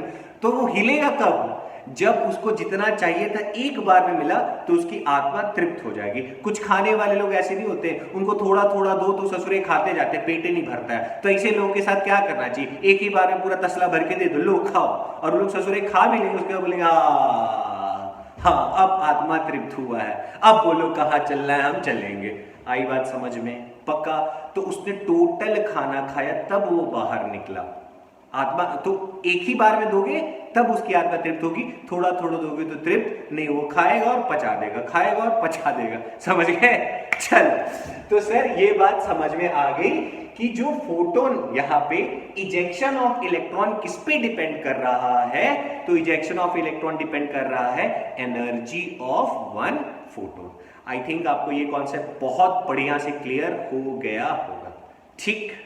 और वेव नेचर है उससे हम क्यों नहीं एक्सप्लेन कर पा रहे, ये बात भी आपको समझ में आ गई होगी। क्योंकि जब उसको वेव अगर कंटिन्यूअसली मान लो चल रहा होगा, 2 जूल उसको एनर्जी मिला, उसने यूटिलाइज कर लिया, बोला मेरा पेट तो खाली है, फिर 2 जूल दोगे, फिर खा लेगा, फिर 2 जूल दोगे, फिर खा लेगा, उसका पेट भरने वाला नहीं है। उसका पेट तभी भरेगा जब उसको एक ही बार में तसला भर के मिलेगा। आई बात समझ में कि नहीं, पक्का नोट करो। अब सुनिए कहानी इंटरेस्टिंग हो रही है ना, अरे बहुत मजेदार है। बच्चा पढ़ना शुरू करो, बाकी तुम लोग का थोड़ा प्यार चाहिए, रिस्पॉन्स चाहिए, तो फिर यही एनर्जी के साथ पढ़ाता रह जाऊंगा, वरना फिर देख लेना। चलो देखो, ओके। तो सर यहां तक तो बात पूरी समझ में आ गई। अब सुनो, अब आपको क्या लगता है कि जैसे मैंने कहा कि हमने फोटोन ने अपनी एनर्जी जाके इलेक्ट्रॉन को दे दी, इतनी देर से स्टेटमेंट बोल रहा हूं, अब तो दिमाग में धस जाना चाहिए, फोटोन ने अपनी एनर्जी जाके दे दी। तो तुम्हें क्या लगता है कि अगर जैसे मैंने कहा, जैसे समझो कि यहाँ पे मेटेलिक सरफेस में भाई साहब कुछ सरफेस पे है, कुछ अंदर है, बाहर है, अंदर से कोई बाहर ना जा सके, सुनो। तो मैंने कहा कि भाई साहब यहाँ पे जो इलेक्ट्रॉन पड़े हुए हैं, ठीक, अच्छा, इन्हीं को तो बाहर निकालने कहानी इतनी देर से सर पढ़ा रहे हो आप, अच्छा। मैंने कहा कि एक बात बताओ कि इस रेडिएशन में जो फोटोनवा प्रेजेंट है, ठीक, मैंने कहा कि इसको चाहिए था सपोज करो 2 जूल एनर्जी बाहर निकलने के लिए, और हमने कहा कि भाई साहब हमने इसको 3 जूल एनर्जी दे दी, ठीक, बात समझना। हमने कहा कि इसको 2 जूल एनर्जी चाहिए थी बाहर निकलने के लिए, और हमने बाहर से जो फोटोन भेजे हैं, इन फोटोन के पास 3 जूल एनर्जी है। तो आपको क्या लगता है ये इलेक्ट्रॉन निकल जाएगा? तो अगर अभी तक जो पढ़ रहे थे उस हिसाब से निकल जाना चाहिए। तो मतलब वो सारे इलेक्ट्रॉन जिनको 2 जूल एनर्जी चाहिए बाहर निकलने के लिए, क्या वो सारे के सारे इलेक्ट्रॉन को ये फोटोन निकाल लेगा? मतलब मैं ये कहना चाहता हूं कि क्या number of electron ejected is equal to number of photon strike the metallic surface, ऐसा होगा क्या? बड़ा क्वेश्चन मार्क मैंने लगा दिया, ठीक, समझते कॉन्सेप्ट। मैंने कहा बेटा सब कुछ कॉन्सेप्ट है, एक बार कॉन्सेप्ट आ गया तो थ्योरी है, इसमें कुछ नहीं है। फॉर्मूला में एक ही फॉर्मूला में पूरा फोटो इलेक्ट्रिक इफेक्ट खत्म हो जाता है। उसमें 50-60 क्वेश्चन मैं अलग से करवाऊंगा, उसकी टेंशन मत लो। तुम एक बार देख लोगे उसके बाद तुम जहां मर्जी का क्वेश्चन उठाओ सब बनेगा, उसकी गारंटी है। चलो सुनो, तो क्या sir number of electron ejected equal to number of photon strike the metallic surface होना चाहिए, क्योंकि अभी आपने पढ़ा है कि इतनी दोगे तो निकल जाएगा। अब मैंने कहा एक बात बताओ, क्या भाई साहब मेटेलिक सरफेस पे क्या सारे के सारे इलेक्ट्रॉन सरफेस पे ही बैठा हुआ होगा और जहां जहां पे वो बैठा होगा वहीं पे आके फोटोन नहीं से आके टकराएगा, ये जरूरी है क्या? तो बोलोगे नहीं सर ये तो जरूरी नहीं है। मैंने कहा कि जरा समझो, यहां से जो भी रेडिएशन आ रहा है, ठीक, इसको मान लो 2 जूल एनर्जी चाहिए थी, ये भाई साहब ऐसे करके इस पे जाके टकराए, ये वाले मान लो जाके इस पे जाके टकराए, ठीक। तो जब इस पे जब टकराए होंगे तो मैंने कहा कि इसने इसको अपनी 3 जूल एनर्जी दे दी, ठीक। तो 3 जूल एनर्जी दे दी तो 2 जूल एनर्जी ही तो उसको चाहिए थी यहां से अपने रिश्ते नातों को तोड़ने के लिए। मतलब यहाँ पे जो बॉन्ड फॉर्मेशन उसने कर रखा था, लोगों ने जो उसको पकड़ रखा था, उसको उनसे आजाद होने के लिए सिर्फ 2 ही जूल एनर्जी चाहिए थी। तो 2 जूल एनर्जी मिल गई, ये भाई साहब एकदम खुश कि चलो अब तो मैं आजाद हूं, और ये भाई साहब दौड़ पड़े कि चलो निकलना है। तो जैसे ही ये निकलने गया वैसे ही इसको रास्ते में मिल गए कौन? अरे कौन मिल गए वे बताओ? तुम्हें घर वालों ने दी, मैंने तुम्हें दिए पैसे, मैंने कहा जाओ ऐश करो, तुम पूरा खुश कि चलो अब तो यार बड़े भैया ने, मान लो या राहुल सर ने पैसे दिए, जो मैं देने वाला नहीं हूं, मान लो मैंने तुम्हें पैसे, जा बेटा जा जी ले अपनी जिंदगी। तू निकला घर से, तब तक सामने गेट पे मम्मी खड़ी, कहाँ जा रहा है कहाँ जा रहा है? अब उनसे बातचीत करने में, समझ रहे हो, फिर या मान लो मम्मी पापा नहीं मिले, घर में भाई बहन है, ठीक, उन्होंने बोला तू बाहर जाएगा तो मैं पापा को बता दूंगी, तुमने उसको घूस दिया, समझना बात। फिर तुम बाहर निकले, बड़े भैया मिल गए, उनको घूस दिया, फिर उससे बाहर निकले, चौकीदार मिल गया, उसको घूस दिया। क्यों घूस दिया? कि भाई साहब घर बताना घर पे कि मैं जा रहा हूँ ऐश करने के लिए, मेरा लॉटरी निकला है, मेरे को किसी इतने पैसे दे दे, मैं ऐश करने जा रहा हूँ। तो तुम वहां से क्या किए? तुम वहां से पैसे लेके निकले, कुछ आधा भैया ने ले लिया, उसके बाद दीदी ने लिया, फिर चौकीदार ने ले लिया, तो तुम्हारे पास इतनी सा एनर्जी बच गया। समझ में आया? तो जब इतनी सा एनर्जी बच गया तो अब तुम्हारा मन करेगा कि चलो बाहर ऐश करके आते हैं? नहीं करेगा ना।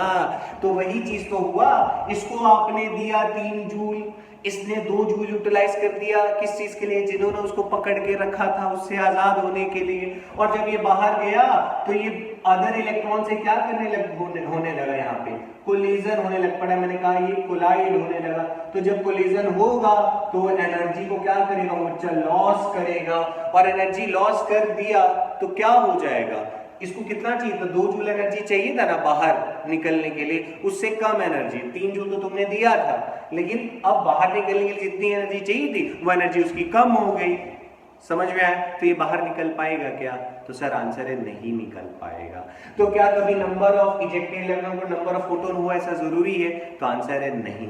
क्या तुम गेस कर सकते हो कि तुम्हारे हिसाब से कितना, मतलब हम कितने फोटोन्स को गिराते होंगे, कितना इलेक्ट्रॉन्स निकलता होगा? सोच सकते हो? मैं बताता हूं, एक्चुअल में बच्चा 0.1% से 1% के बीच में यही रेशियो होता है, मतलब इतने ही नंबर्स होते हैं नंबर ऑफ इजेक्टेड इलेक्ट्रॉन्स के। मतलब तकरीबन अगर तुम 100 अच्छा अगर हो रहा है, अगर मान लो अच्छा फोटो इफेक्ट अगर मुझे अच्छा दिख रहा है, तो 100 को जब फोटोन को गिराओगे ना तुम, कितना और कौन से फोटोन गिरा रहे हो? यहाँ पे बात वही हो रही है, थ्रेशोल्ड फ्रीक्वेंसी से ज्यादा वालों की बात कर रहा हूं मैं। क्या होता है, गला ज्यादा सूख रहा है।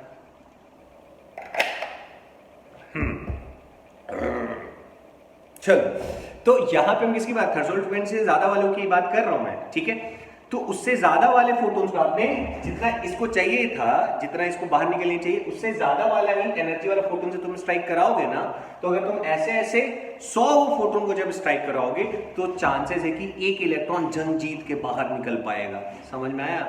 तब वो अच्छा कहलाता है, वो फोटो इलेक्ट्रिक इफेक्ट जो है ना वो अच्छा कहलाता है। और नहीं तो जनरली आपको 1000 में से एक होगा जो जंग जीत के बाहर निकलेगा, भले तुमने सबको दिया। मतलब तुम्हें क्या लगता है, मैं भी मान लो मेरे लेक्चर्स को 1000 लोग अगर देख रहे हैं, ठीक है, तो क्या सबके सब फोटो इलेक्ट्रिक में 100 में 100 नंबर लेके आ जाएंगे? या मेन से एडवांस में क्वेश्चन सारे सही कर देंगे? शायद हो सकता है उनमें से कोई एक बच्चा निकल के आएगा। समझ में आया? ये तो मैं अपनी बेइज्जती खुद ही करा रहा हूं। अच्छा चलो ठीक है, आया बात समझ में? यहां तक कोई कष्ट कोई तकलीफ हो तो बोलो। बोल नहीं सकते हो तो कमेंट करके तो बता सकते हो ना। ठीक, तो सर यहां से ये भी हमारा कॉन्सेप्ट क्लियर हो गया। ठीक है, चलो आगे। ठीक, तो मैं यहां पे इस स्टेटमेंट को मैं क्या कहूंगा बच्चा, गलत ही कहूंगा ना। तो एक्चुअल में क्या होता है, number of ejected electron is very less than a number of photon striking the given metallic surface। समझ गए? पक्का? अच्छा सर, यहां तक तो कहानी समझ में आई। अब सुनो, मैं मिटा रहा हूं ना इसको, धीरे धीरे बोर्ड काला होते जा रहा है। चलते ओके। अच्छा अब सुनो, अब क्या कह रहा हूं मैं, इसी में पसीना आ रहा है। चल देख क्या है कहानी आगे। अब यहां तक हमें स्टोरी समझ में आ गई कि क्या क्या हुआ, कैसे हुआ, वगैरह वगैरह। अब सुनो एक और कंडीशन। सर आप बस कंडीशन ही बताए जा रहे हैं, कब खत्म होगा फोटो इलेक्ट्रिक इफेक्ट? बेटा अच्छे से पढ़ो, थ्योरी में ही जाना है इसमें। मैं फिर से कह रहा हूँ, मैं चाहूँ तो इसको आधे घंटे में पूरा फोटो इलेक्ट्रिक इक्वेशन लेके खत्म कर सकता हूँ, बट तुमको समझ में नहीं आएगा। ठीक ठीक है, इसलिए तो मैंने कहा बच्चा कि समझो, ठीक, कि मैंने कहा कि अब अपन आइडियल कंडीशन ले रहे हैं। ठीक, कि मैंने कहा कि इसको मान लो, सपोज करो कि 1 जूल या 10 जूल एनर्जी चाहिए था बाहर निकलने के लिए, और इस बार अपन लोग जो रेडिएशन जो आ रही है, जो रेडिएशन आ रही है, उस रेडिएशन के पास सपोज कर लो 100 जूल एनर्जी है। अरे सर इस बार तो बवाल मचा दिया। हर एक फोटोन, मैंने कहा ईच फोटोन के पास, हर एक फोटोन के पास मान लो 100 जूल एनर्जी है। ठीक, अच्छा सर तो क्या होगा? मैंने कहा अगर इसके पास 100 जूल एनर्जी तो इसको तो बाहर निकलना तय है। समझ में आया? इस इलेक्ट्रॉन को तो 10 ही चाहिए था ना, तुमने 100 दे दिया, तो 10 इसने यूटिलाइज किया किस चीज में? मतलब इसको 10 जूल चाहिए था, मतलब कहां से? आसपास का बॉन्ड को ब्रेक करके बाहर निकलने के लिए इसको कितनी एनर्जी की रिक्वायरमेंट थी? 10 जूल की। और यहाँ मेरा हर एक फोटोन 100 जूल एनर्जी, तो सर यहाँ पे तो फोटो इलेक्ट्रिक इफेक्ट मुझे मिलेगा। अच्छा, तो एक बात बताओ कि जो आप लोगों ने यहाँ पे 100 जूल दिया, मैंने इसको 100 जूल में से 10 जूल तो इसको बाहर निकलने में खर्च हो गया, तो बाकी का 90 जूल किसमें कहाँ जाएगा? तो बच्चों बाकी का जो 90 जूल होगा वो इसको जब ये इजेक्ट होके बाहर निकला है, इजेक्ट होके ये जो इलेक्ट्रॉन बाहर निकला है तो किसी वेलोसिटी से निकला होगा, और इलेक्ट्रॉन के पास मास तो होता ही है, यानी कि ये जो बाकी का जो 90 जूल एनर्जी था वो किसमें कन्वर्ट हो गया? काइनेटिक एनर्जी में। किसमें कन्वर्ट हुआ?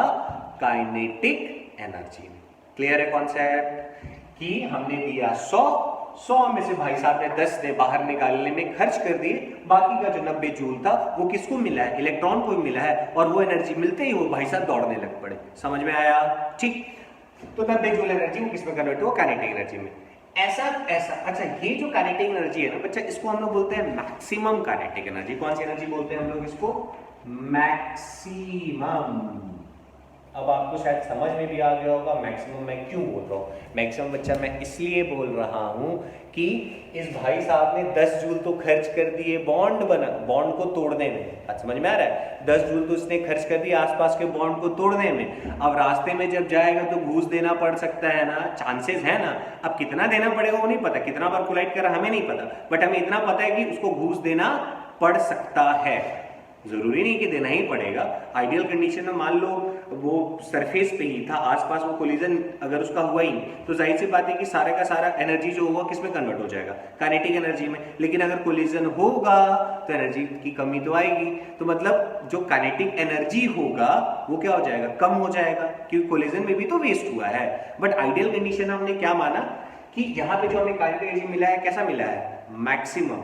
इस केस में, इस पर्टिकुलर केस में समझे? अगर मान लो 10 जूल का, मैंने कहा कोलिजन में इसके सपोज करो 10 5 या 50 जूल इसने कोलिजन में ही खर्च कर दी, तो 10 50 कितने हो गए? 60 जूल तो इसको खर्च हो गया एकदम, मतलब इस सरफेस को छोड़ने में। तो काइनेटिक एनर्जी कितना होगा? 40 जूल। लेकिन मैक्सिमम काइनेटिक एनर्जी कितना बन सकता है? 90 जूल ही तो बन सकता है। समझ में आया यहाँ तक? ठीक है। अच्छा, तो आप एक बात बताओ कि मैक्सिमम काइनेटिक एनर्जी वाले कितने इलेक्ट्रॉन्स होंगे, बहुत ज्यादा होंगे या कम होंगे? तो सर कोलिजन के चांसेस तो मैक्सिमम है, ज्यादा ज्यादा इलेक्ट्रॉन तो कोलिजन ही करेगा। तो अगर बच्चा ज्यादा इलेक्ट्रॉन कोलिजन कर रहा है तो वो मैक्सिमम काइनेटिक एनर्जी को तो अचीव नहीं कर पाएंगे ना, काइनेटिक एनर्जी होगा उनके पास। नहीं समझे भाई साहब, जब आपने एनर्जी फोटोन से दे दिया इलेक्ट्रॉन को, ठीक, अगर वो कोलिजन नहीं करता तो बॉन्ड तोड़ने के बाद सारा का सारा एनर्जी किस में कन्वर्ट हो जाता है, काइनेटिक एनर्जी में। लेकिन अगर कोलिजन हुआ होगा, कोलिजन अगर हुआ होगा तो काइनेटिक एनर्जी उसका कम हो गया होगा, ठीक है। अच्छा सर, ये बात समझ में आ गई। तो मैक्सिमम काइनेटिक एनर्जी वाले जो इलेक्ट्रॉन्स होंगे वो कितने होंगे, वो कम होंगे एज कंपेयर टू मैक्सिमम से कम वाले। सुनो, अगर हम लोग ग्राफ बनाए बच्चा, अगर हम लोग ग्राफ बनाए किसके किसके बीच में, काइनेटिक एनर्जी ऑफ इलेक्ट्रॉन और इधर पे नंबर ऑफ इलेक्ट्रॉन जो एमिट हुए हैं, ठीक है। तो उनके बीच का जो ग्राफ बनेगा वो कुछ ऐसा बनता है, कुछ ऐसा, ठीक है, मतलब लाइक कुछ ऐसा उठ के ऐसे जाता है, ठीक। अच्छा सर, इसका क्या मतलब है, ठीक। अब जरा सोचो, मैंने कहा ये ग्राफ क्या कैसे बता रहा, आप ऐसे समझो कि बच्चा हमें पता है कि ज्यादा से ज्यादा चांसेस क्या है कि वो इलेक्ट्रॉन्स का जिनका काइनेटिक एनर्जी ऑलमोस्ट जीरो के पास हो जाए, क्योंकि यार पूरा मेटल सब के सब सरफेस पे तो नहीं बैठे होंगे, ज्यादा से ज्यादा इलेक्ट्रॉन कहाँ है, अंदर की तरफ। अरे पूरा अगर मेटल ले रहे हो तो एटम से ही बना हुआ, हर एक एटम के पास फ्री इलेक्ट्रॉन होता है, तो सरफेस वालों को छोड़ दिया तो बाकी सब तो अंदर में ही है ना यार, ज्यादा से ज्यादा। अब जो भी इलेक्ट्रोमैग्नेटिक वेव आ रहा है सबको एनर्जी दे रहा है, तो ज्यादा से ज्यादा एनर्जी किस में खर्च होते जा रहा है, खुद सोचो, कोलिजन में खर्च होते जा रहा है कि नहीं होते जा रहा है। तो जो ज्यादा काइनेटिक एनर्जी वाले, मैं देखो यहाँ पे काइनेटिक एनर्जी बढ़ा रहा हूँ, तो ज्यादा काइनेटिक एनर्जी वाले जो नंबर ऑफ इलेक्ट्रॉन्स होंगे वो क्या होंगे, कम ही तो होंगे। ज्यादा, ये तो काइनेटिक एनर्जी बढ़ रहा है बढ़ रहा है बढ़ रहा है, तो मैंने कहा किसी के पास 1 जूल काइनेटिक, किसी के पास 2 जूल, किसी के पास 3 joule, 4 joule, 5 joule, 10 joule, 15 joule, 20 joule, 30 joule, तो मैं बोल रहा हूँ काइनेटिक एनर्जी बढ़ रहा है। तो ज्यादा काइनेटिक एनर्जी वाले जो इलेक्ट्रॉन्स होंगे, नंबर्स होंगे, उनकी संख्या क्या होगी, कम होगी। आई बात समझ में, जो मैं कहना चाहता हूं कि मैंने कहा बच्चा खुद जरा सोचो कि ऐसे वाले वो जिनकी काइनेटिक एनर्जी कम होगी, वैसे वाले इलेक्ट्रॉन्स की संख्या ज्यादा होगी, जिनकी एनर्जी कम होगी काइनेटिक एनर्जी, उन वैसे इलेक्ट्रॉन्स की संख्या ज्यादा होगी, क्योंकि ज्यादा इलेक्ट्रॉन तो कोलाइड करेगा ही करेगा। आई बात समझ में। तो ये देखो, जो नंबर ऑफ इलेक्ट्रॉन्स मैं एमिट लिख दे रहा हूं है ना, जो एमिट हुए हैं उनकी काइनेटिक एनर्जी, मान लो यहाँ पे कुछ मैंने कहा पॉइंट ए देखो, और अगर मैं कह रहा हूं आपको कि आप पॉइंट 2 देखो, तो 1 और 2 में आपको क्या डिफरेंस दिख रहा है कि सर 1 वाला जो काइनेटिक एनर्जी, और हमको पता है ना काइनेटिक एनर्जी यहाँ पे देख के बोल सकते हैं kinetic energy at 1 is greater than kinetic energy at 2, ऐसा मैं बोल सकता हूँ, कोई दिक्कत नहीं है। तो 1 पे जो काइनेटिक है उनके वाले पार्टिकल मान लो 10 है, 10 पार्टिकल ऐसे हैं जिनकी काइनेटिक एनर्जी 1 है, ठीक, सॉरी मैंने उल्टा बना दिया, काइनेटिक एनर्जी एट 2 ऐसा, सॉरी। तो काइनेटिक एनर्जी एट 1 कम है किससे, kinetic energy at 2। But numbers की अगर बात करें तो नंबर ऑफ इलेक्ट्रॉन एट 1 पे और नंबर ऑफ इलेक्ट्रॉन एट 2 जो एमिटेड इलेक्ट्रॉन है, तो जो 2 वाले हैं उनके नंबर्स कम है, उनकी संख्या कम होगी, जिनके पास काइनेटिक एनर्जी ज्यादा होगा। समझ में आया, कम काइनेटिक एनर्जी वालों की संख्या ज्यादा होगी, ज्यादा काइनेटिक एनर्जी वालों की संख्या, मैं कह रहा हूं जिनके पास ज्यादा काइनेटिक एनर्जी होगा वैसे वाले इलेक्ट्रॉन्स हमारे पास कम होंगे, क्योंकि बहुत कम ही इलेक्ट्रॉन होंगे जो कि कोलाइड, समझ रहे हो, जो कि कोलाइड बहुत कम किए होंगे। बट ऐसे वाले जिनके पास काइनेटिक एनर्जी कम है वैसे वाले की संख्या ज्यादा होगी, क्योंकि मैक्सिमम इलेक्ट्रॉन को तो क्या करना पड़ेगा, टकराना पड़ेगा, तभी तो बाहर निकलेगा, और टकराने में उसने एनर्जी वेस्ट कर दी थी, तो बाहर निकलने में उसकी काइनेटिक एनर्जी ऑटोमेटिकली कम हो जाएगी। आ गया बात समझ में 100%। चलो अब सुनिए सर घुमाए जा रहे हो, फोटो इलेक्ट्रिक इफेक्ट कब आएगा, चलो देखो वही चल रहा है बच्चों, आप लोग का मैं अभी बेस मजबूत कर रहा हूँ, ठीक है, नींव मजबूत करो ताकि इमारत ऊंची बने, ठीक। अच्छा सर, यहां तक की पूरी स्टोरी आपको समझ में आनी चाहिए, ठीक है। कैमरा नहीं हटका, एक्टिंग कर रहा था, देखो इधर, थंबनेल भी तो लगाना है। चलिए, तो सर अब क्या है, तो यहां से मुझे दो बातें समझ में आई। क्या क्या क्या क्या सर, क्या कि फोटोन ने जो अपनी एनर्जी दी थी, किसको, इलेक्ट्रॉन को, वो एनर्जी दो पार्ट में यूज होती है। एक पार्ट किसमें चला गया बच्चा, वहां से सरफेस से निकलने के लिए। आइडियल कंडीशन में हम क्या मानेंगे कि कोलिजन नहीं हुआ है। आइडियल कंडीशन में हम क्या एज्यूम करके चल रहे हैं कि वहां पे कोलिजन नहीं हुआ है। और जब कोलिजन नहीं हुआ है तो सिर्फ एनर्जी किसमें खर्च हुआ, आसपास के बॉन्ड को ब्रेक करने में। समझ रहे हो, एनर्जी किसमें खर्च हुआ, बॉन्ड को ब्रेक किया और बाहर निकल गया। ठीक, तो इस केस में मैंने कहा कि हम जो फोटोन जो आ रहा है बच्चा, उस फोटोन के पास कितनी एनर्जी है, ई। अच्छा सर, मैंने कहा कि ये जो एनर्जी है वो पहला किसमें यूज होगा।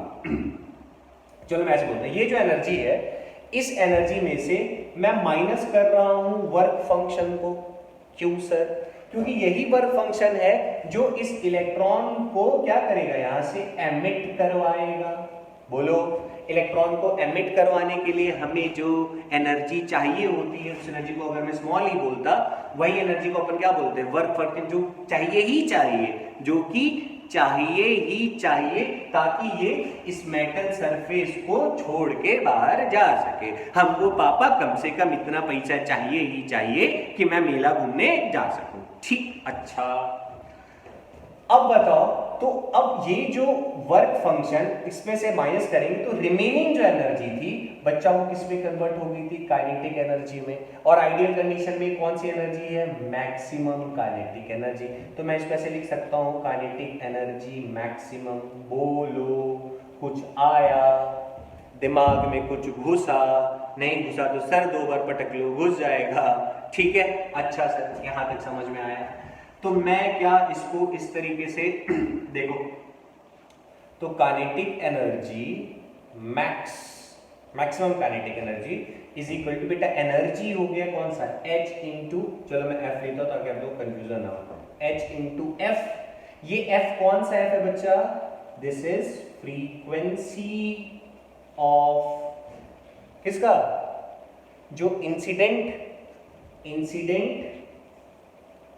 रेडिएशन जो है, फ्रीक्वेंसी ऑफ इंसिडेंट रेडिएशन।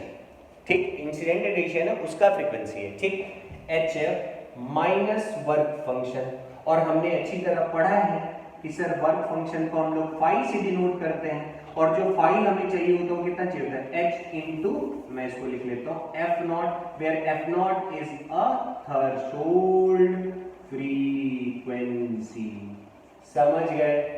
मैंने एक छोटी चीज वहां पे आपको नहीं बताई थी, मैं फिर से बता देता हूं। आप वर्क फंक्शन को ऐसे भी लिख सकते हो, F not is equal to बच्चा C by lambda not P। समझ गए।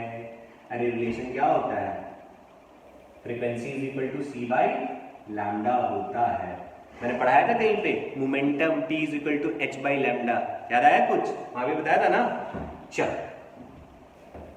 तो frequency of incident radiation W, तो मेरे पास एक इक्वेशन आ गया कि E max is equal to HF minus H mu या HF नॉट। ठीक है, दिस इक्वेशन इज बच्चा फोटो इलेक्ट्रिक, ठीक है, आइंस्टीन इक्वेशन। समझ गए। तो अपना जो पूरा का पूरा चैप्टर है वो इसी फॉर्मूले के इर्द गिर्द घूमता है। तो ये कोई बहुत बड़ा फॉर्मूला तो नहीं है। आपको ये बात समझ में आई कि ई मैक्स कब लिया हमने, जब वो उस इलेक्ट्रॉन ने कोई कोलिजन नहीं किया है। इलेक्ट्रॉन ने जब कोलिजन नहीं किया है, इसीलिए काइनेटिक एनर्जी कैसा है, मैक्सिमम है। तो मैं यहाँ पे यहाँ लिख दूं,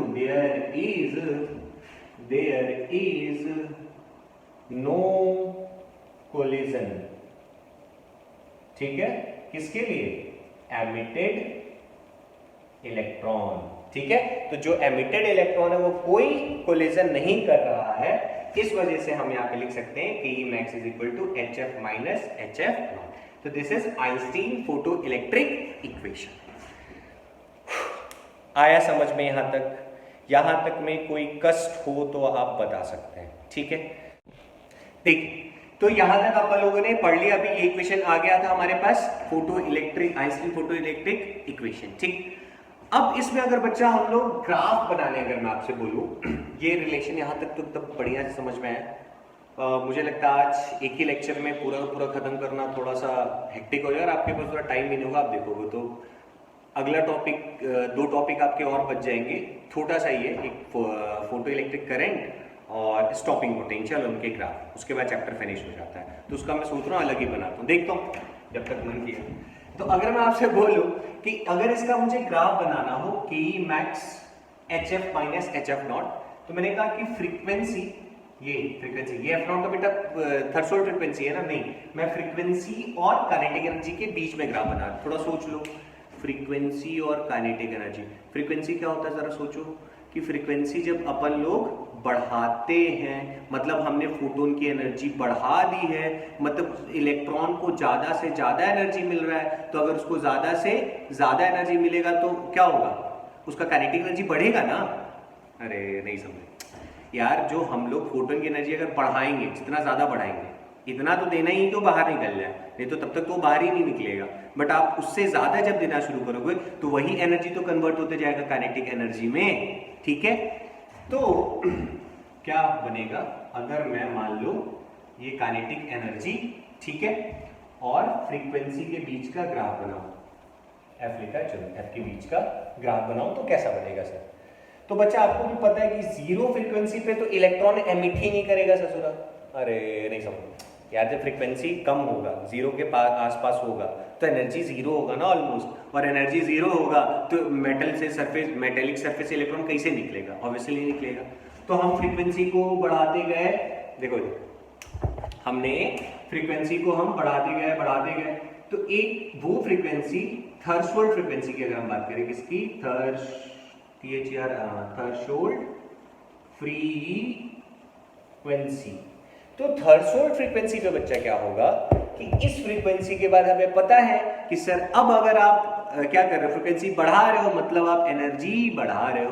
अगर आप एनर्जी बढ़ा रहे हैं तो वो एनर्जी किस में यूटिलाइज हो रहा है, काइनेटिक एनर्जी में। बात समझ में है, ये वही एनर्जी है ना बच्चा, सारे रिश्ते नाते तोड़ने के लिए, रिश्ते नाते अब टूट चुके हैं, अब एनर्जी दोगे तो बाहर निकलेगा, जा मुन्ना जा, जी ले अपनी जिंदगी। आई बात समझ में, कोई कष्ट है तो बताओ।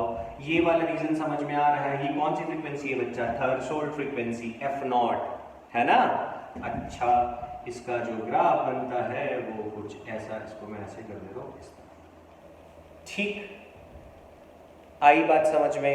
अच्छा, इसका जो स्लोप होगा वो क्या दिखाई देगा, वैसे भी आप अगर मैं इसको कंपेयर करूं y = mx + c से, और y को मैं काइनेटिक एनर्जी रिप्रेजेंट करने बोला मैंने, और x एक्सिस पे मैंने फ्रीक्वेंसी को बनाया, तो m बच्चा क्या देगा, स्लोप। तो m यहाँ पे कौन है, h, तो बच्चा ये स्लोप क्या दे रहा है, h, that is Planck's constant. कुछ समझ में आया कि नहीं, आ गया, कोई दिक्कत, कोई कष्ट, इजी था ग्राफ, पक्का।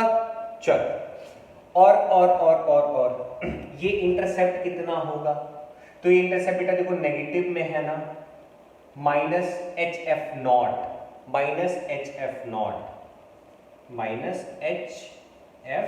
नॉट, ठीक। यहां तक में कोई दिक्कत है तो बोलो, एक बार देख लो, समझ लो, बूझ लो, ठीक है, आगे बढ़े, चल ठीक है। अच्छा सर, यहां तक तो बात हमें समझ में आ गई, ये वाला ऐसे ऐसे होता है। अच्छा, और कुछ, अगर मान लो मैं अगर, अच्छा इसके बारे में थोड़ी सी चर्चा करते हैं, ये HF नॉट जिसकी बात हम कर रहे हैं, वर्क फंक्शन। याद तो मैंने आपसे बताया था कि बच्चा वर्क फंक्शन किस पे डिपेंड करता है, तो sir it depends upon nature of material, मतलब इट डिपेंड्स अपॉन मेटल, कि आप कौन सा मेटल यूज कर रहे हो। मैंने कहा था ना, इट, या मैं वर्क फंक्शन फाइल लिख दूं, it depends upon nature of material. ऐसा मैंने पढ़ाया था कि मटेरियल पे डिपेंड करता है कौन सा मेटल आप यूज कर रहे हो। हर एक मेटल के लिए वर्क फंक्शन अलग अलग हो सकता है, ठीक। जैसे मैं अगर एक ग्राफ बना दूं यहाँ पे, चुप चुप, ठीक, और ऐसे मैंने कर दिया 1 2 3, मान लो 3 मैंने ऐसे करके बना दिए। ये रहा मेरा काइनेटिक एनर्जी और ये फ्रीक्वेंसी के बीच का ग्राफ, ये रहा फ्रीक्वेंसी। ठीक है बच्चा, देख लो, कोई कष्ट ना होना चाहिए तुम्हें। ठीक, अच्छा ये है, ये ग्राफ बना है किसी मेटल सरफेस ए के लिए, ये बी के लिए, ये सी के लिए। ठीक है, अब मैं अगर आपसे पूछूं कि बच्चा एक बात बताओ, इनमें से ए बी सी में से वर्क फंक्शन किसका ज्यादा है? मैंने क्वेश्चन पूछा आपसे कि बताइए इनमें से किसका वर्क फंक्शन, इसमें से वर्क फंक्शन को इंक्रीजिंग ऑर्डर में लगाइए, इंक्रीजिंग ऑर्डर में। ठीक, अब एनर्जी थोड़ा डाउन हो रहा है, काफी घंटे का लेक्चर हो ही गया होगा। ओके, वर्क फंक्शन का इंक्रीजिंग ऑर्डर में दिखाई। तो वर्क फंक्शन क्या होता है बच्चा? h म्यू नॉट, जिसका फिर म्यू नॉट ज्यादा उसका वर्क फंक्शन ज्यादा। तो भाई साहब ए बी और सी में से, बस जेई में आया हुआ क्वेश्चन है ये, ए बी सी में से बताइए जरा किसका वर्क फंक्शन ज्यादा होगा?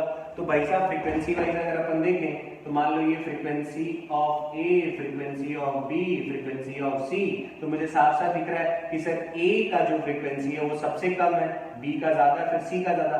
तो जिसका फ्रीक्वेंसी ज्यादा उसका वर्क फंक्शन ज्यादा। कुछ समझे कि नहीं? ठीक, तो आई थिंक आपको आज का लेक्चर मजा आया होगा, पढ़ा होगा आप लोगों ने कायदे से। एंड यकीन मानिए दोस्तों को भी बताओ, मॉडर्न फिजिक्स बच्चा मैं अपनी तरफ से बेस्ट पढ़ा, मुझे नहीं पता कि बाकी टीचर कैसा पढ़ाते हैं, मैंने जिन टीचरों से पढ़ा है मैंने बहुत शानदार पढ़ा है। ठीक है, और उसके अलावा सेल्फ स्टडी करके जो पूरा कंक्लूजन जो निकल के आया मेरे पास वो सारा मैंने आपको बता दिया है। ठीक है, अभी खत्म नहीं हुआ, एक लेक्चर और लगेगा, उसके बाद ये अपना टॉपिक फिनिश हो जाएगा। ठीक, तो अपना प्यार देते रहें ऐसे ही। ठीक, और जय हिंद रहेगा। Okay bye.